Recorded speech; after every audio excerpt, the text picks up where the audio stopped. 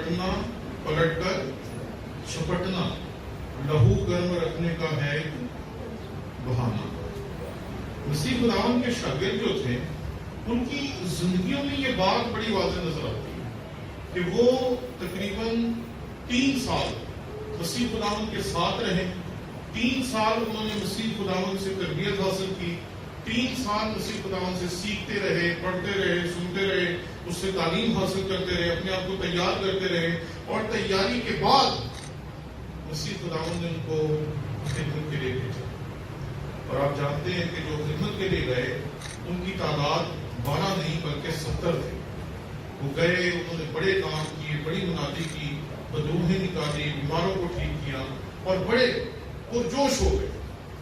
اور جب انسان کو کامیابی ملتی ہے تو انسان کی نظریں ہمیشہ کامیابی کی طرف رہتی ہیں، اس کو کبھی نظر ہی نہیں آتا کہ کامیابی کے بعد ناکامی کا سامنا بھی ہو سکتا ہے۔ اس لیے وہ بڑے پرجوش تھے، ان کے اندر یہ جوش ہی بڑا تھا کہ ہم نے تو بیماروں کو ٹھیک کر دیا، ہم نے بدروحوں کو نکال دیا، ہم نے تمام جو بدی کی طاقتیں ان پہ فتح حاصل کی، اور اس سے بڑھ کر یہ کہ مسیح خداوند نے ان کی تعریف کی۔ تو مسیح یسوع کے الفاظ ان کو اور زیادہ مضبوط کرنے کا باعث بنتے ہیں۔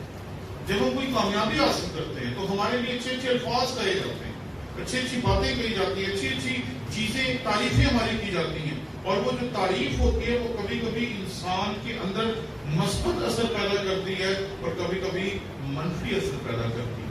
کبھی کبھی وہ آپ کو غرور کی طرف لے جاتی ہے اور کبھی کبھی وہ آپ کو حلیمی کی طرف لے جاتی ہے۔ ایک دفعہ ایک شخص کو ایک شیلڈ دی گئی، اس نے کوئی بہت بڑا کام کیا، تو جب اسے شیلڈ دی گئی تو اس نے کہا یہ جو شیلڈز ہوتی ہیں یہ انسان کو آگے لے جانے کا بھی باعث بنتی ہیں اور پیچھے لے جانے کا بھی باعث بنتی ہیں، کیونکہ اگر آپ اس شیلڈ کو دیکھیں گے تو آپ کے اندر تکبر پیدا ہوگا اور آپ یہ سوچیں گے کہ میں تو بڑی چیز بن گیا ہوں، اور آپ آگے بڑھنے کی بجائے پیچھے جانا شروع ہو جائیں گے۔ مسیح خداوند نے جو الفاظ کہے وہ بڑے خوبصورت تھے۔ اس نے کہا میں شیطان کو بجلی کی طرح آسمان سے گرا ہوا دیکھ رہا تھا۔ مسیح یسوع نے جب یہ بات کہی تو وہ تو بڑے خوش ہو گئے ہوں گے کہ ہمارا جو حقیقی دشمن ہے وہ ابلیس ہے، اور مسیح خداوند کہہ رہا ہے کہ میں نے اسے آسمان سے زمین پہ گرے ہوئے دیکھا۔ اس بات کی وجہ سے وہ بڑے پرجوش ہو گئے، اور یہ جو پہلا جھپٹا انہوں نے مارا یہ بڑا زبردست ہے۔ اس میں ان کی تعریف ہوئی، ان کی حوصلہ افزائی ہوئی، ان کے دل خوشی سے بھر گئے، اور اس خوشی کے اظہار کے ساتھ وہ اتنے زیادہ اپنے اندر مضبوطی محسوس کرنا شروع ہو گئے کہ وہ بھول ہی گئے کہ شیطان کے اوپر ایک دفعہ فتح حاصل کر لینا کافی نہیں ہے، کیونکہ اگر آپ ایک دفعہ فتح حاصل کر دیتے ہیں اور اس فتح کو قائم نہیں رکھ سکتے تو آپ کا وہ فتح رکھنا بیکار ہے، کیونکہ شیطان ایسا دشمن نہیں ہے کہ آپ نے اسے ایک دفعہ شکست دے دی اور وہ ساری عمر کے لیے آپ کو چھوڑ کر چلا گیا۔ ابلیس ایسا دشمن ہے کہ آپ اسے شکست دیں گے تو اگلے لمحے پھر آپ پہ حملہ کرے گا، اس سے اگلے لمحے پھر آپ پہ حملہ کرے گا، اس سے اگلے لمحے پھر آپ پر حملہ کرے گا، اور لگاتار حملہ کرتا جائے گا۔ ایک خدا کے خادم نے بڑی خوبصورت بات کہی کہ کوئی بھی پاسبان یا کوئی بھی خدا کا خادم یا کوئی بھی خداوند کا کلام سنانے والا اس وقت بہت بڑے خطرے کا شکار ہوتا ہے جب وہ اسٹیج پہ سے بہت خوبصورت پیغام پیش کرتا ہے، کیونکہ جیسے ہی یہ خوبصورت پیغام پیش کر کے خداوند کا کلام لوگوں تک پہنچا کر وہ جا کر اپنی کرسی پہ بیٹھتا ہے تو شیطان اس کے ذہن میں ایک بڑی خوبصورت بات کہتا ہے جو شاید آپ کے تجربے میں سے گزری ہو۔ وہ کہتا ہے آج تم نے کمال کر دیا۔ پھر آپ کے ارد گرد کے لوگ کہتے ہیں بھائی صاحب آج آپ نے کمال کر دیا، اور پھر بندہ سوچتا ہے واجبہ میں نے اس سے کچھ کمال کیا۔ حالانکہ نہ کلام ہمارا ہے اور نہ آپ کسی خادم کو سننے کے لیے یہاں آئے۔ ابھی جب آپ دعائیں کر رہے تھے تو میں آوازیں سن رہا تھا، آپ کہہ رہی تھی کہ خدائے پاک تو کلام کر، خدائے پاک تو کلام کر، خدائے پاک تو کلام کر۔ جب کلام ہی خدائے پاک نے کرنا ہے تو یہاں میں کھڑا ہوں، نوید کھڑا ہو، سنیل کھڑا ہو، اکبر کھڑا ہو، کوئی بھی کھڑا ہو، اس سے کوئی فرق نہیں، کیونکہ آواز آپ کسی انسان کی سننے کے لیے نہیں آئی، آواز ہم سب خداوند کے پاک روح کی سننے کے لیے۔ پھر غرور کیسا، فخر کیسا، تکبر کیسا۔ لیکن یہاں پر جس آزمائش کا شکار ہم لوگ ہو جاتے ہیں اسی آزمائش کا شکار مسیح یسوع کے شاگرد بھی ہو گئے ہیں، اور وہ یہ سمجھ رہے ہیں کہ اب ہم نے ایک دفعہ شیطان پہ فتح حاصل کر لی اور مسیح خداوند نے کہہ دیا کہ میں نے اسے تمہاری وجہ سے، تمہاری خدمت کی بدولت آسمان سے زمین پر گرے ہوئے دیکھا ہے، تب وہ ہمارے سامنے کبھی نہیں اٹھے. اور ان کی یہ جو سوچ تھی یہ ان کی بہت بڑی غلط فہمی تھی، اور اس غلط فہمی کی وجہ سے انہوں نے وہ کام کیے جو سوچے بھی نہیں تھے جا سکتے. ایک نے تو ویسے اس کو بیچ دیا، دوسرے نے اس کا انکار ہی کر دیا، اور باقی کے 9 بھاگ گئے، اور ایک آخر تک مسیح یسوع کی صلیب کے سامنے کھڑا رہا. لیکن یہ تو 12 ہیں. شیطان گرا تھا جن کی وجہ سے وہ 70 تھے. یہ تو 12 کی کہانی ہے جو ہمیں پتا ہے. باقی کے لوگ کدھر گئے؟ وہ لگتا ہے پہلی بھاگ ہو گئے. جیسے انہیں پتا چلا ہوگا کہ مسیح خداوند یہ یروشلم میں جا رہا ہے، اس کے اوپر الزام شروع ہو گئے ہیں، اس کو سلیب دو، اس کو سلیب دو، اس کو سلیب دو، وہ ویسے ہی وہاں سے نکل کے بھاگ گئے. اس حقیقت کو سمجھیں کہ جب خداوند کی خدمت یا اس زندگی میں جب ہمیں کامیابیاں حاصل ہوتی ہیں، کامرانیاں حاصل ہوتی ہیں، ہماری تعریف کی جاتی ہے، ہماری عظمت بیان کی جاتی ہے، ہمیں بڑے بڑے لقب دیے جاتے ہیں، بڑے بڑے نام دیے جاتے ہیں، اس وقت آپ بہت بڑے خطرے کا شکار ہوتے ہیں. اور وہ وہی خطرہ تھا جو ان کے اوپر بھی. 3 سال دنیا کے سب سے بڑے استاد کے ساتھ رہنے والے شاگرد بھی فیل ہو گئے، صرف اس لیے کیونکہ یہ آزمائش کے لیے تیار نہیں. اگر انہیں پتا ہوتا کہ ہم پہ آزمائش آ جانی ہے تو یہ ضرور چوکس ہو، تیار ہو، اپنے خیالات کو دیکھتے کہ ہمارے خیالات کہیں اس طرف تو نہیں لے کے جا رہے کہ ہم کسی طریقے سے گمراہ ہو جائیں. لیکن یہ ریلیکس، انہیں پتا ہے کہ ہم نے ایک دفعہ شیطان کو ہرا دیا، دوبارہ بھی ہرا دیا. اور اسی وجہ سے ان کی زندگی میں گراوٹ ہے. مسیح خداوند جب مردوں میں سے زندہ ہوتے ہیں تو اس کے بعد مسیح خداوند کے شاگرد عجیب و غریب کام شروع کر کے بیٹھے ہیں. ایک نے تو ویسے خودکشی کر لی، مچھیرے مچھلیاں پکڑنے چلے گئے اور سارے اپنے اپنے کاموں پہ واپس لوٹ گئے. انہوں نے کہا کہ مسیح خداوند نے جو وعدہ کیا تھا وہ پورا ہو گیا، ہم نے جتنی خدمت کرنی تھی اس کے ساتھ کر لی، اب مسیح بھی چلا گیا، ہماری خدمت بھی ختم ہو گئی. حالانکہ وہ 40 دن تک ان پہ ظاہر ہوتا رہا اور ان کو دوبارہ مضبوط کرتا رہا. جو شکست ہوتی ہے وہ آپ کو وقت دیتی ہے کہ آپ اپنی غلطی کو دیکھ سکیں، آپ سوچ سکیں کہ مجھ سے غلطی کیا ہوئی اور اس غلطی کو درست کر سکیں. مسیح خداوند کے جو شاگرد ہیں، جب انہوں نے یہ سب کچھ برداشت کر لیا، جب انہوں نے یہ سب کچھ دیکھ لیا جو نہیں ہونا چاہیے تھا، تو اس کے بعد انہیں چاہیے تھا کہ وہ اپنے آپ کو دوبارہ مضبوط کرتے، دوبارہ تیار کرتے اور دوبارہ مضبوطی اور تیاری کے ساتھ خداوند کی خدمت کو شروع کرتے. وہ کہتے ہیں یار ہم مسیح تو چلا گیا، اس لیے ہم مچھلیاں پکڑتے ہیں. ایک نے تو کہا ویسے ہی جان دے دو کیونکہ میں نے تو اسے بیچ دیا تھا، اور باقی بھی لگتا ہے سب اپنے اپنے کاموں پہ واپس چلے گئے. لیکن مسیح خداوند نے ایک جملہ یہاں ان کو کہا، ایک حکم ان کو دیا. میں حیران تھا کہ مسیح خداوند نے بہت کم اپنی زندگی میں حکم دیے. عام طور پر مسیح خداوند صرف بات کہتے ہیں، لیکن اگر آپ 4 آیت میرے ساتھ دیکھیں، رسولوں کے اعمال اس کا 1 باب اور اس کی 4 آیت، تو یہاں پر لکھا ہے اور ان سے مل کر ان کو حکم دیا. مسیح خداوند ان سے ریکویسٹ نہیں کر رہے، مسیح خداوند انہیں حکم دے رہے ہیں. مسیح خداوند کو پتا ہے کہ یہ وہ لوگ ہیں جن کو میں نے اپنے ساتھ 3 سال تک ٹرینڈ کیا، ان کی تیاری کی ہے، ان کو اس قابل بنایا ہے کہ یہ بڑے بڑے کام کر سکتے. اس لیے مسیح خداوند اب اسے حکم دے رہے. انہیں حکم کیا دے رہے ہیں؟ وہ بہت دلچسپ ہے. مسیح خداوند انہیں حکم دے رہے ہیں کہ یروشلم سے باہر نہ جاؤ، بلکہ باپ کے اس وعدے کے پورا ہونے کے منتظر رہو جس کا ذکر تم مجھ سے پہلے سن چکے ہو. مسیح خداوند کو پتا تھا کہ یہ جب چھپتے ہیں تو انہوں نے بڑی کامیابی حاصل کی، لیکن جب ناکامی سامنے آ گئی ہے تو پھر یہ دوبارہ جھپٹنے کے لیے تیار نہیں. اب ان کے اندر تیاری نہیں ہے کہ یہ دوبارہ دشمن پر حملہ کر سکے. حالانکہ دشمن جو ہے وہ تو ہزاروں لاکھوں سالوں سے انسان کے اوپر بار بار بار بار بار بار بار بار حملہ کرنے کا عادی ہے. لیکن یہ جو مسیح خداوند کے شاگرد ہیں یہ حملہ کرنے کے عادی نہیں ہے. ایک دفعہ شکست ہوئی اور ہار کے بیٹھ گئی. یہ زندگی ایسے ہی ہے. اس میں آپ کو ہر قدم پہ شکست ہوگی, ہر قدم پہ ہار کا سامنا کرنا پڑے گا, اور ہر قدم پر آپ ہار کے پھر آپ جیت کی طرف جائیں گے, پھر آپ فتح کی طرف جائیں گے, پھر آپ فتح حاصل کریں گے. لیکن اگر ہم ان رسولوں کی طرح سارا کچھ چھوڑ چھاڑ کر دوبارہ اپنی عام زندگی کی طرف, گناہوں کی طرف, بدیوں کی طرف اور بدکاریوں کی طرف چلے جائیں گے تو پھر ہم کچھ نہیں کر پائیں. لیکن مسیح خدا ان کو تیار کرتا ہے, انہیں حکم دیتا ہے,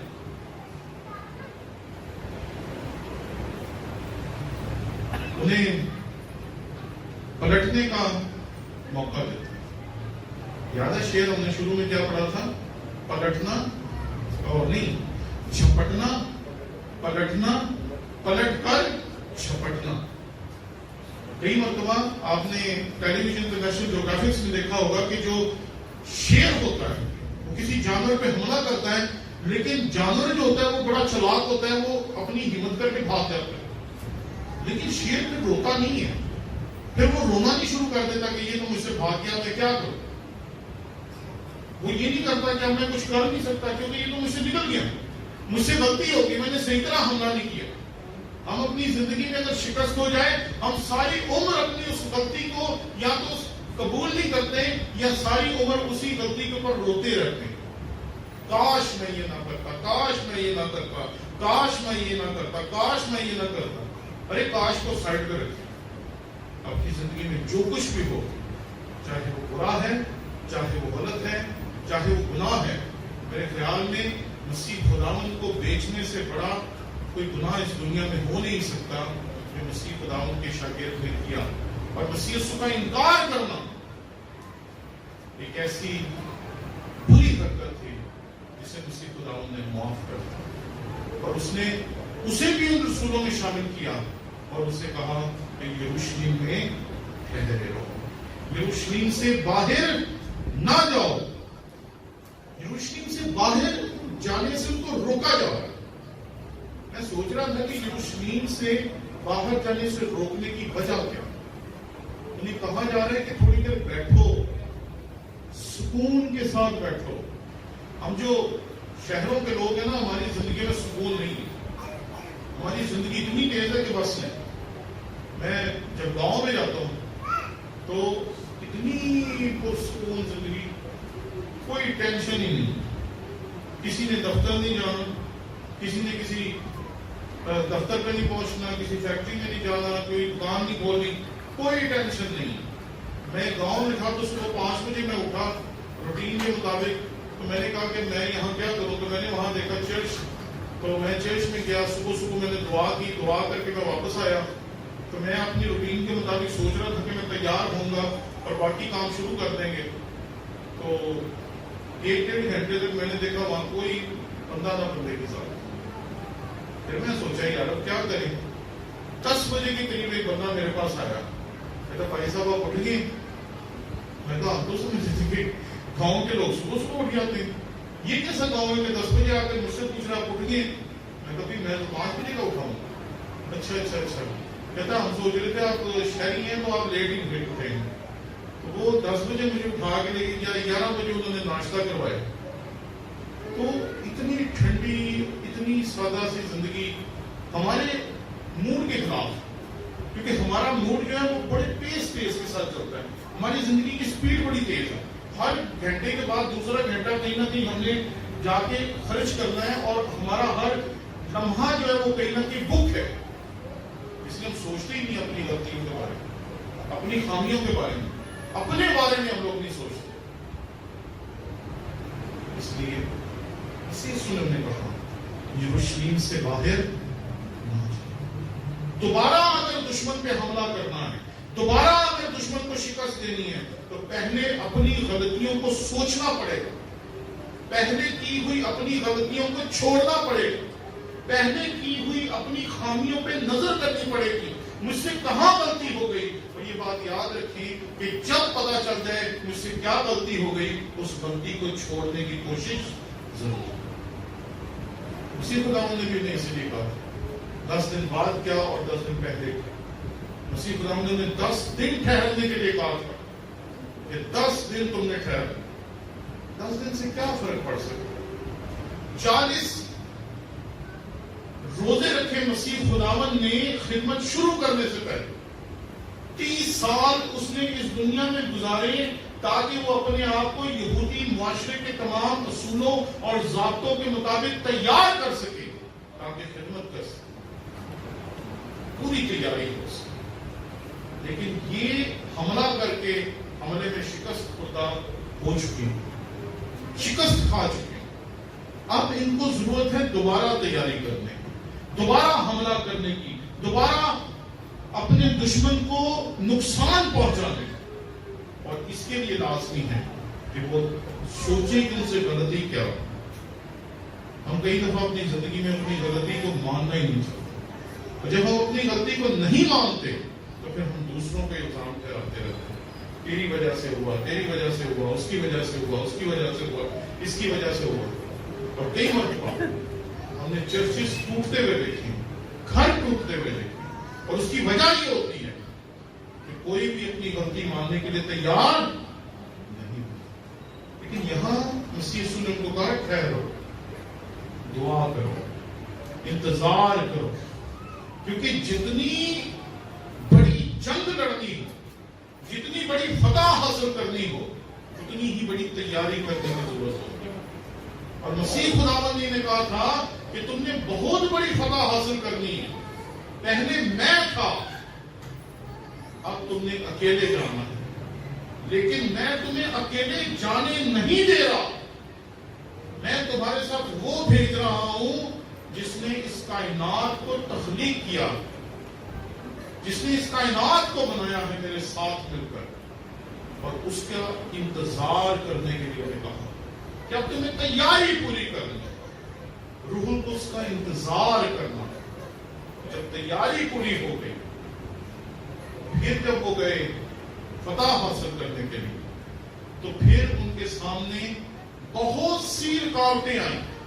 کبھی رسول آپس میں جھگڑتے ہیں، کبھی غیروں سے جھگڑتے ہیں، کبھی غیر رسولوں کو قتل کر دیتے ہیں، کبھی ان کو جیلوں میں ڈال دیتے ہیں، کبھی ان کو یہ سزا دیتے ہیں، کبھی ان کو وہ سزا دیتے ہیں، کبھی ان کے ساتھ یہ ہوتا ہے، کبھی ان کے ساتھ وہ ہوتا ہے. لیکن جو کچھ بھی ہوتا ہے، اب یہ کسی رکاوٹ سے ڈر کر پیچھے نہیں ہٹتے. کیوں؟ کیونکہ وہ یروشلم میں ٹھہر گئے، وہ ٹھہر گئے تھے. اور وہ جو ٹھہرنا تھا، اپنی زندگی پہ غور کرنا تھا، اس نے ان کو وہ طاقت بخشی کہ وہ پوری دنیا میں جہاں جا سکے انہوں نے جا کر خداوند کے کلام کی خدمت کی، خداوند کا کلام سنایا. اور خداوند کا کلام سنانے کے وسیلے سے تقریباً اس وقت کی جو دنیا تھی اس کا آدھے سے زیادہ حصہ جو تھا وہ مسیحی ہو گیا. اس لیے یہ الفاظ آپ سب کے لیے ہیں.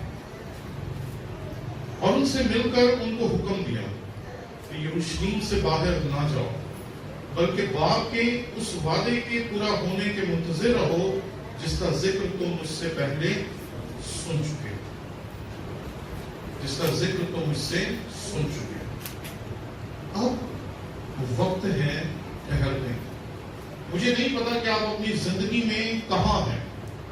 آپ اس وقت حملہ کر رہے ہیں، آپ شیطان پہ فتح حاصل کر رہے ہیں، آپ کے وسیلے سے بڑے بڑے کام ہو رہے ہیں. اگر بڑے بڑے کام ہو رہے ہیں تو پھر بھی آپ خطرے میں. اور اگر شیطان نے کسی طریقے سے آپ کو شکست دے دی ہے پھر آپ کے لیے ٹھہرنا بہت ضروری ہے. اپنے گھر میں ٹھہرنا. یہ جو تقسیم ہے نا، جو آگے جا کے آپ رسولوں کے اعمال اس کے 8ویں آیت میں پڑھتے ہیں، لیکن جب روح القدس پر نازل ہوگا تو تم قوت پاؤ گے اور یروشلم اور تمام یہودیہ اور سامریہ میں جا کر زمین کی انتہا تک میرے گواہ ہو گے. تو یروشلم سے مراد گھر تھا ان کا جہاں یہودی رہتے تھے، اور یہودیہ سے مراد ان کے ارد گرد کے لوگ تھے، جیسے ہمارے ارد گرد ہمارے بہت سارے عزیز رشتہ دار ہیں۔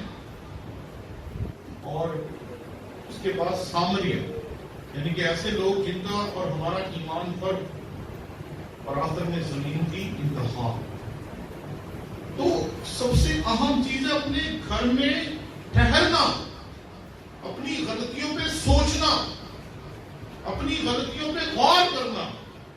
اگر آپ جھپٹے ہیں اور شکست کھا لی ہے تب بھی، اگر آپ جھپٹنے والی ہیں تب بھی، اگر آپ کی زندگی میں شکست کا دور چل رہا ہے تب بھی ضرورت ہے کہ اپنے آپ پہ غور کریں۔ اس دنیا میں ہم ساری عمر دوسروں کو بدلنے کی کوشش کرتے ہیں، دوسروں کو سمجھاتے ہیں، تم ایسا نہ کرو، ایسا کرو، تم ایسا نہ کرو، ایسا کرو۔